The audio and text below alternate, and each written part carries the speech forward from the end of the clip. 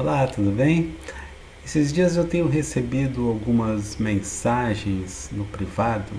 Recebi aqui no YouTube, recebi mensagens parecidas no WhatsApp e também no Instagram. Enfim, em todas as redes a mensagem é mais ou menos parecida e vem de diversas fontes. Então, eu creio que o que eu tenho para dizer hoje é de um interesse comum. Toda vez que tem um interesse maior, um interesse mais geral, eu costumo fazer vídeos maiores, né? Essa semana mesmo que saiu a portaria do concurso, eu falei um pouco sobre as notas mínimas que estão previstas na portaria. Quer dizer, nos outros anos, a bem dizer, já era assim. Mas eu particularmente sempre achei uma arbitrariedade, sabe? Sempre entendi que fosse um mecanismo que não ajuda as populações periféricas a estudar para esse concurso.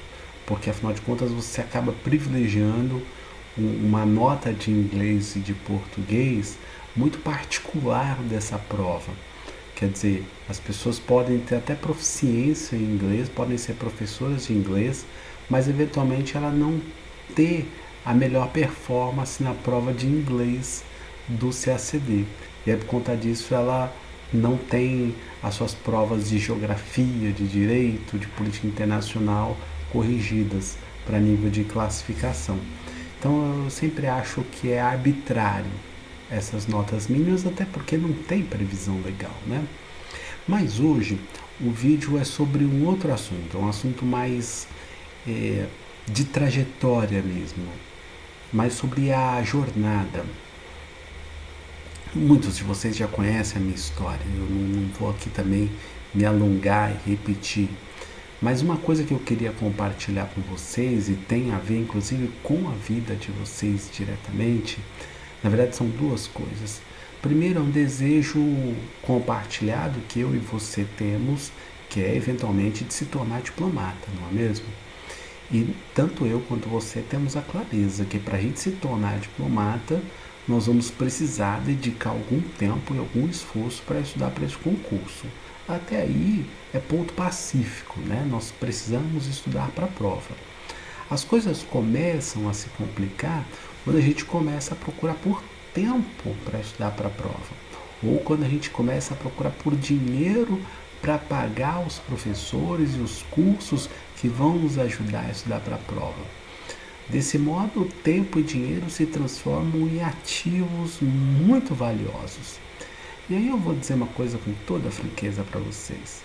Se você não tem tempo e dinheiro para ser candidato ao concurso de admissão à carreira de diplomata, as suas chances são muito pequenas.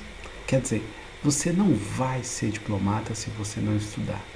E você não vai estudar em condição de competir para essas vagas se você não tiver recurso financeiro para investir nesse processo, nessa jornada. Você vai precisar de tempo e dinheiro. É verdade que em algum momento da preparação você precisa de mais dinheiro. Em outros momentos você precisa de mais tempo. Isso varia de acordo com a nossa trajetória, mas via de regra você pode começar sem dinheiro. O problema é que quando você está chegando perto da aprovação, eu passei por isso, muitos colegas passaram por isso, quando você está chegando perto da aprovação, depois de todo o esforço investido, lhe falta recursos para as correções dos nossos exercícios simulados. Então, o dinheiro realmente é uma questão importante. E para que você não desista desse processo, seria interessante você criar meios e modos para você ter uma preparação que seja sustentável. Ou seja, você precisa de recursos para estudar para o concurso até a sua aprovação, sem se matar em dívida, naturalmente. Você precisa de ou um investidor, geralmente a classe média alta encontra esse investimento na própria família, ou você precisa encontrar um trabalho que lhe remunere e também lhe dê tempo de estudo. Eu posso compartilhar minha experiência neste segundo modelo de trabalho que lhe remunere. Eu comecei a minha preparação estudando para concursos públicos mais modestos. Então eu estudei para concurso público de ensino fundamental, eu estudei para concurso público de ensino médio, estudei e fui aprovado em concursos de ensino superior mais simples do que o concurso para diplomata. De modo que eu adotei uma velha estratégia que o professor William Douglas já nos lembra, né? Para você chegar naquele concurso que é o seu sonho, você precisa subir alguns degraus de escada. E nesse sentido você faz os concursos escada. Com todo respeito ao professor William Douglas, eu acho que não existe para a carreira de diplomata concursos escada. Porque uma coisa é você falar da área do professor William Douglas, que é a área jurídica. Então, o conteúdo que você estuda para técnico judiciário lhe ajuda tanto no trabalho quanto quando você for estudar para analista judiciário, nível técnico, nível superior. Quando você for estudar para magistratura, toda essa caminhada faz parte da mesma escada. Esse processo não acontece, com todo respeito, na carreira de diplomata. Afinal de contas, a gente não tem uma cultura de estudar para concursos de outras carreiras que nos ajudem a estudar para concurso de diplomata. Onde você vai encontrar concursos onde sejam cobrados conteúdos de política internacional, conteúdos de francês, conteúdos de geografia, conteúdos de economia ou de direito internacional?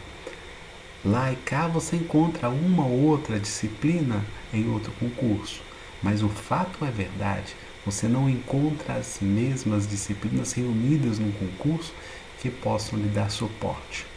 Há quem lembre da carreira da ABIN, mas meus senhores, minhas senhoras, de quanto tempo acontece o concurso para a carreira da ABIN?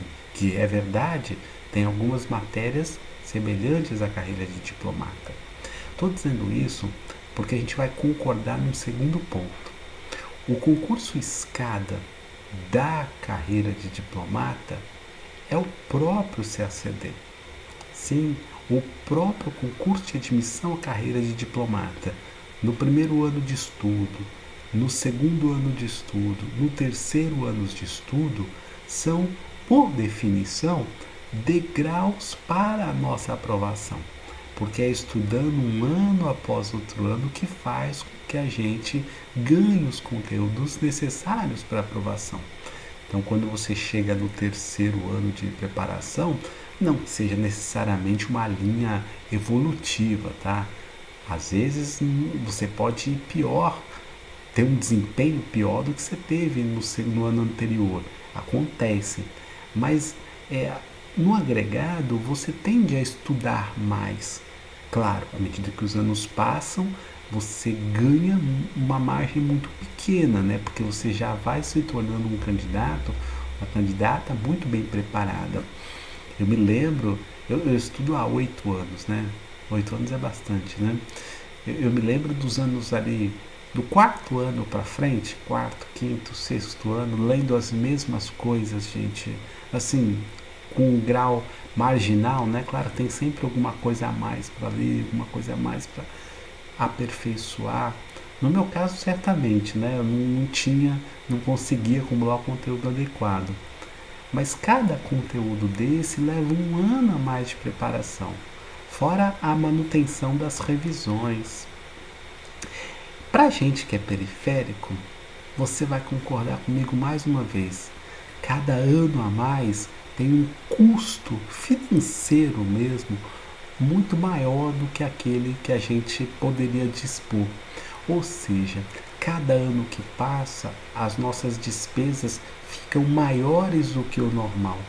Então nós precisamos encontrar um trabalho que nos dê condição de percorrer os concursos escada, esses CACDs dos anos anteriores, CACD do primeiro ano, CACD do segundo ano. César, é verdade, a gente está num mato sem cachorro.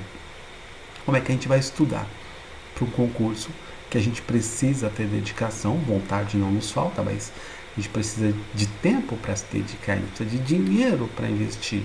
Onde é que a gente vai conseguir esses recursos? Na minha opinião, nós vamos conseguir esses recursos de duas formas. A primeira forma é a Bolsa de Ação Afirmativa. A Bolsa de Ação Afirmativa é oferecida pelo governo federal todos os anos.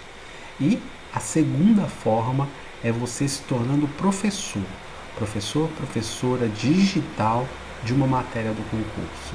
Você já pensou em ser professor?